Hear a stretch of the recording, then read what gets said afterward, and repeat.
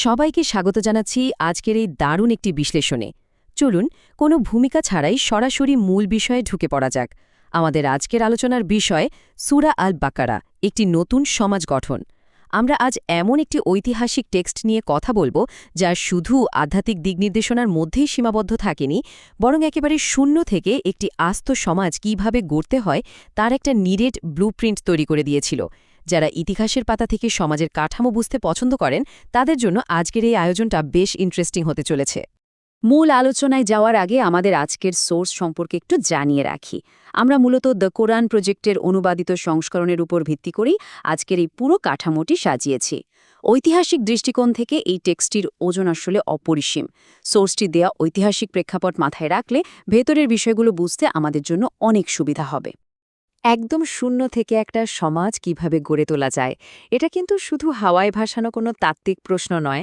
একবার ভাবুন তো, নবী মুহাম্মদ এবং তার অনুসারীরা নিজেদের সব কিছু পেছনে ফেলে মক্কা থেকে যখন মদিনায় এলেন, পরিস্থিতি কতটা মরিয়া ছিল।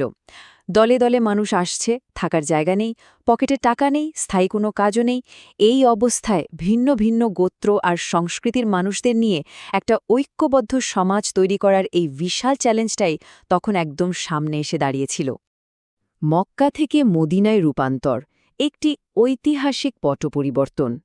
সূরা আল বাকারাকে গভীরভাবে বুঝতে হলে ইতিহাসের এই বিশাল শিফট বা পট পরিবর্তনটা বোঝা একেবারেই মাস্ট। প্রেক্ষাপট বদলানোর সাথে সাথে কাজের ধরন কিভাবে বদলে যায় সেটা এখানে খুব পরিষ্কার। মক্কি যুগে ফোকাস ছিল সম্পূর্ণ আধ্যাত্মিকতার ওপর, কারণ সে সময় টিকে থাকাই ছিল সবচেয়ে বড় চ্যালেঞ্জ। প্রতিনিয়ত নিপীড়ন আর বয়কটের মুখে একেশ্বরবাদ নিয়ে টিকে থাকাই তখন মুখ্য ছিল। কিন্তু মদিনায় আসার পর গেমটাই পুরোপুরি চেঞ্জ হয়ে গেল। এখানে এসে শুধু আধ্যাত্মিক নেতা হিসেবে নয়, রীতিমতো একটি রাষ্ট্রপ্রধানের দায়িত্ব নিতে হয়েছিল। তাই সূরা আল বাকারা ঠিক সেই সময়টাতে একটা ট্রানজিশন হিসেবে কাজ করেছে। আধ্যাত্মিক সার্ভাইভাল থেকে বেরিয়ে এসে একেবারে বাস্তবসম্মত শাসন ব্যবস্থা আর আইন প্রণয়নের ট্রানজিশন। তো আল বাকারা আসলে ঠিক কি সমস্যার সমাধান করেছে? মদিনার পরিস্থিতি তখন অবিশ্বাস্য রকমের জটিল। মক্কা থেকে আসা বিশাল সংখ্যক শরণার্থীর চাপে মদিনার অর্থনীতি রীতিমতো ধুঁকছিল। স্থানীয়দের সাথে এই নতুন মানুষদের সামাজিক সংহতি বা ইন্টিগ্রেশনটা ভীষণ জরুরি হয়ে পড়েছিল। সম্পদ কিভাবে ভাগ হবে, বিয়ে বা ডিভোর্সের আইন কি হবে, এই সব বিস্তারিত বিষয়ের সমাধান দরকার ছিল। আবার সমাজের ভেতরেই এমন কিছু মানুষ ছিল, সোর্সে যাদের ভণ্ড বা হিপোক্রেট বলা হয়েছে, যারা সুযোগ পেলেই বিভেদ তৈরির চেষ্টা করত। এই নানামুখী চ্যালেঞ্জ সামলে একটা ছোট গ্রাম্য রাষ্ট্রকে টিকিয়ে রাখার জন্য আল বাকারা একদম একটা মজবুত সংবিধান বা ফাউন্ডেশন হিসেবে কাজ করেছে। সূরা আল বাকারা নিয়ে বিস্তারিত আলোচনার এই পর্যায়ে এর নামটা নিয়ে একটু কথা বলা যাক। আল বাকারা মানে হল গাভী। সোর্স থেকে জানা যায় ৬৭ থেকে ৭৩ নম্বর আয়াতে থাকা একটা ঐতিহাসিক গল্পের ওপর ভিত্তি করে এই নামকরণ। গল্পটা বেশ ইন্টারেস্টিং। একটি হত্যার রহস্য উন্মোচনের জন্য স্রষ্টা একটি গাভী কুরবানি করার নির্দেশ দেন, কিন্তু নির্দেশ পাওয়ার গোষ্ঠীটি বারবার অপ্রয়োজনীয় প্রশ্ন করে কাজটা অযথা জটিল করে ফেলে। একটা নতুন সমাজ যখন কেবল দাঁড়াচ্ছে, তখন আইনের প্রতি নিঃশর্ত আনুগত্য যে কতটা জরুরি এবং অতিরিক্ত প্রশ্ন করে নিয়মকে পাশ কাটানোর চেষ্টা যে কতটা ক্ষতিকর, এই গল্পটা ঠিক তারই একটা চমৎকার রূপক। এর সাথে সূরার মূল থিমটাও জড়িয়ে আছে, যা হল ঐশ্বরিক নির্দেশনার দিকে আমন্ত্রণ। এখন প্রশ্ন জাগতে পারে, একটা সংবিধানের শুরুতেই কেন সন্দেহ নিয়ে কথা বলা হবে? সূরার একদম শুরুর ঘোষণাটা খেয়াল করুন। এটি সেই কিতাব যাতে কোনো সন্দেহ নেই, খোদাভীরুদের জন্য পথপ্রদর্শক। একবার চিন্তা করুন তো, একটা সদ্য গঠিত অস্থির সমাজে সবচেয়ে বেশি প্রয়োজন কিসের? আস্থার, তাই না? এই টেক্সটটা শুরুতেই একদম ক্লিয়ার কাট মেসেজ দিচ্ছে যে এটা দ্বিধাগ্রস্তদের জন্য নয়, বরং যারা একটা সুস্পষ্ট সন্দেহমুক্ত গাইডলাইন খুঁজছেন, এটা ঠিক তাদের জন্যই একটা চূড়ান্ত দিক নির্দেশনা।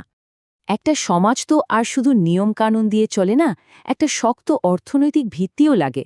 তাই মদিনার এই নতুন সমাজের খুব সুনির্দিষ্ট একটা পিলার ছিল একটি ন্যায্য অর্থনৈতিক প্রতিষ্ঠা করা। সমাজে যে শোষণমূলক প্রথাগুলো ছিল সেগুলো নিষিদ্ধ করে মানুষের মাঝে আস্থার ভিত্তি তৈরির উদ্যোগ নেওয়া হয়। কারণ সম্পদ যদি শুধু গুটি কয়েক মানুষের পকেটে আটকে থাকে, তাহলে সে সমাজ কোনোদিনই স্থিতিশীল হতে পারে না। সরাসরি সোর্স টেক্সটের এই আয়াতটাই দেখুন। আল্লাহ ব্যবসাকে হালাল এবং সুদকে হারাম করেছেন। এটা কিন্তু হাওয়ায় ভাসানো কোনো বিমূর্ত দর্শন নয়, একেবারে কংক্রিট বা বাস্তব জগতের ইকোনমিক ল। সোর্স অনুযায়ী সুদ বা চক্রবৃদ্ধির মতো ব্যবস্থাকে নিষিদ্ধ করার পেছনে বেশ গভীর কারণ আছে। সুদ মানুষকে কোনো ঝুঁকি ছাড়াই মুনাফা এনে দেয়, যা শেষমেশ গরিবকে আরও নিঃস্ব করে দেয়।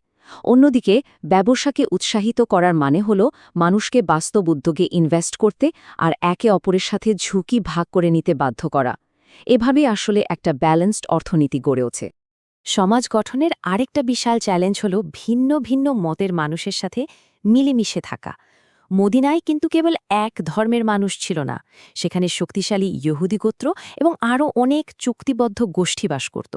তো এই রকম একটা বহু ধর্মীয় সমাজ বা মাল্টিফেথ সোসাইটিতে কে কার সাথে কিভাবে থাকবে তার জন্য অত্যন্ত পরিষ্কার নিয়মের দরকার ছিল।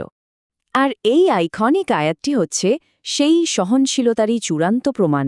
দিনের ব্যাপারে কোনো জবরদস্তি নেই। সপ্তম শতাব্দীর পৃথিবীতে যেখানে পরাজিতদের ওপর বিজয়ী ধর্ম চাপিয়ে দেয়াটাই ছিল একটা নর্মাল ব্যাপার, সেখানে এমন একটা স্টেটমেন্ট সত্যিই চমকে দেওয়ার মতো। সমাজে বিভিন্ন ধর্মের মানুষ থাকলেও ব্যক্তিগত বিশ্বাসের জায়গায় জবরদস্তির কোনো সুযোগ নেই। সোশ্যাল হারমোনি বা সামাজিক সম্প্রীতি ধরে রাখার জন্য সেই যুগে এই দৃষ্টিভঙ্গিটা ছিল রীতিমতো একটা মাস্টার স্ট্রোক। দেখতে দেখতে আমরা আজকের বিশ্লেষণের একদম শেষ পর্যায়ে চলে এসেছি। সপ্তম শতাব্দীর সীমানা ছাড়িয়ে একটি ব্লুপ্রিন্ট আমরা দেখলাম কিভাবে দৈনন্দিন জীবনের খুঁটিনাটি বিষয়ের জন্য তৈরি করা এই নিয়মগুলো সপ্তম শতাব্দীর একটা অরক্ষিত গ্রামকে পরবর্তীতে একটা বিশাল সভ্যতায় রূপান্তর করেছিল। রাষ্ট্র পরিচালনা থেকে শুরু করে ব্যক্তিগত বিশ্বাস সবকিছুরই একটা সলিড ব্লুপ্রিন্ট এখানে দেওয়া ছিল। পরিশেষে সবার ভাবনার জন্য একটা দারুণ প্রশ্ন রেখে যাচ্ছি। সপ্তম শতাব্দীর একটা ছোট্ট গ্রাম্য রাষ্ট্রের নানামুখী সংকট মোকাবিলার জন্য যে টেক্সট ডিজাইন করা হয়েছিল তা কিভাবে শতাব্দী পেরিয়ে আজও বিশ্বজুড়ে কোটি কোটি মানুষের প্রাত্যহিক জীবনের একটা কমপ্লিট গাইডলাইন হিসেবে টিকে আছে, বিষয়টা সত্যিই ভাবার মতো। আশা করছি আজকের এই সোর্স বিশ্লেষণটি নতুন কিছু জানার খোরাক জুগিয়েছে। আজকের আয়োজনের সাথে থাকার জন্য অসংখ্য ধন্যবাদ।